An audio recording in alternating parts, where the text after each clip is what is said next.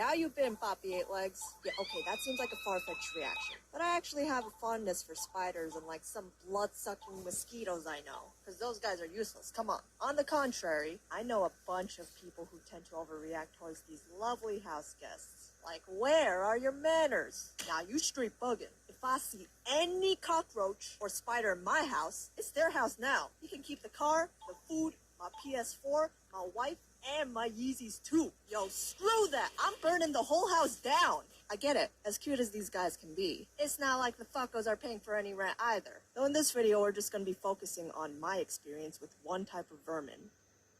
Rats. Ew. Why them though? Because where I'm from, they're everywhere. Half our city's population is made up of them. It's normal to have big booty rats wearing fitted Yankee caps and Timbs while dragging pizzas down the stairs.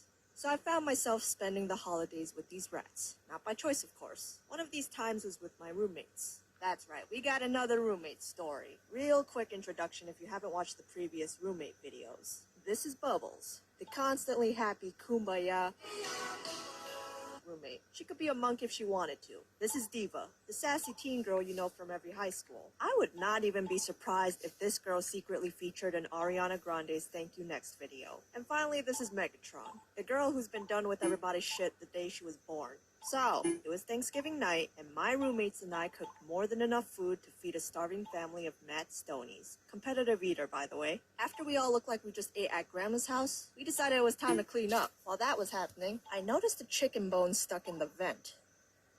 Okay, now I've seen all the shit. I went over to take it out, but then suddenly the chicken bone started shaking. Hey guys, look at the twerking chicken bone.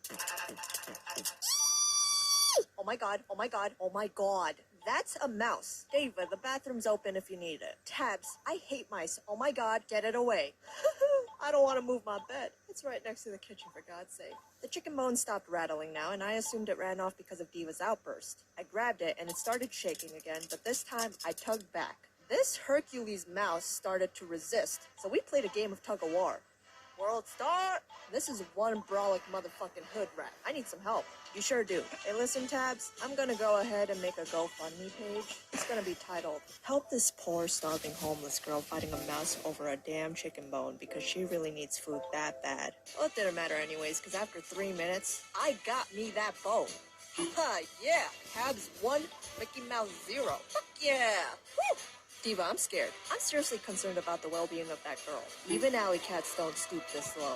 Another holiday I spent with mice was on Halloween of 20... It's been a while. After trick-or-treating, I had this massive bag of candy I worked so damn hard for. From the gushers to the apples with the shiny pretty needles sticking out of them. I dropped the bag on the floor, which was just the stupidest decision ever. In the middle of the night, I heard a scuffle in that bag and woke up. I rubbed my eyes and said, "Oh, my dearest, sweet little innocent brother of mine." I can't even say that with a straight face. Bro, is that you? Are you swiping my goods again? No response. My eyes soon adjusted to the darkness, and I saw the bag shuffling back and forth. Oh, nah. Hell nah. I worked too damn hard for Jerry and his squad to rob all my sweets. But I have a dilemma. See, I don't want to get out of bed, because I might step on the mouse by accident and hear a squeak and then a pop. Like, who wants that? So I just laid back down like a candy cup, listening to them feast on my candy. Yep, there goes the Jolly Ranchers. Oh, the Crunch Bars. Well, that's that. Guess I'm throwing the whole damn bag away in the morning. And surprise, surprise, they left the Twizzlers perfectly untouched. So in my house, we used one of those glue traps because my parents are 500% non-tolerant of pests. I know some of you PETA peeps think glue traps are cruel and all, but if they're released, they always find some little crevice to come back in to steal our chips and pastas. And since exterminators are expensive to hire, my parents decided to take matters into their own hands. My dad especially tends to stick to his savage, old-fashioned ways, since he couldn't give a doo-dong-diddly shit about any trespassers. To show you a nicer and less graphic example of how he takes care of these pests, I will be using this squeaky lemon instead of this mouse here to demonstrate the gruesome details. So, when my dad hears one of these lemons, he would assume he caught one of them in the kitchen, pulls the trap out from under the fridge, hold the glue trap once, drop it on the floor, and step on it at least 20 times. And just from the other room, you'd stop whatever you were doing because you'd randomly hear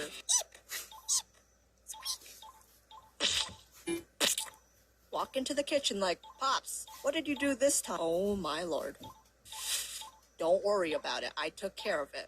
Yeah, I think you did a little more than take care of it, but tone it down a bit next time. Compared to my dad, though, I handle these guys a bit differently. A few years ago, I heard a mouse around 10 p.m. at night. Nobody but my brother and I were home, and since he absolutely cannot stand mice because he's a disinfectant neat freak, he told me I had a visitor in the kitchen. So I went to pull the mousetrap out from under the fridge. Spare me, please. I got family. I'll do anything. Oh, well, this is it. I'm gonna die here. First, it was Jerry, Nibbles, and now me. Goodbye, cruel world. 3 minutes later, I came down with a sketchbook and a pencil case. Well, what the fuck is going on here? What are you gonna do to me?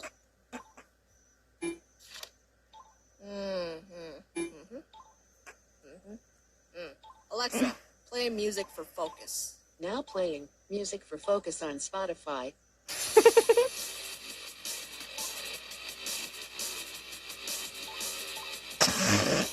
I spent half an hour drawing this mouse before my brother came into the kitchen like, why you sitting on the floor like a hobo?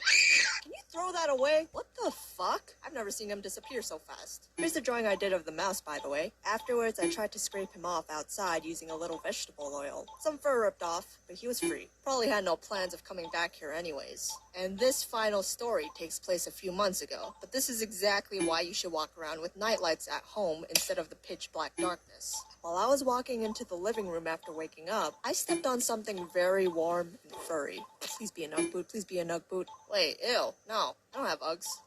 What was that? God damn it, it's a rat. You know that chilly tingling feeling that starts from your toes to your head? And not the good kind? I felt that. Listen, I got nothing against mice. I think there's some fine-looking animals besides the tails and nasty infections they can spread around. You could say they're the equivalent to furry cockroaches. I've come to terms that I'll be living with these guys for the rest of my life, and that's fine as long as they don't touch the bed. Alright, first of all, Merry New Year. Ugh, that sounds weird. Hope you're all doing well. New year, new you, make some worthy resolutions this time around. Don't get into any bar fights or fights with your grandma either, cause she'll kick your ass. Anyways, I just want to give a quick shout out to my friend Rushlight Invader here. See, YouTube Rewind wasn't that long ago, but you all know how that went. Nonetheless, he helped me out with the dance when I had really tight schedules to work with, so bless his heart. Definitely check him out. You will not regret wasting your time. Spending your time. Other than that, have a good new year. See you next year, or the year after that. Ha! I'm just playing. Have a good one.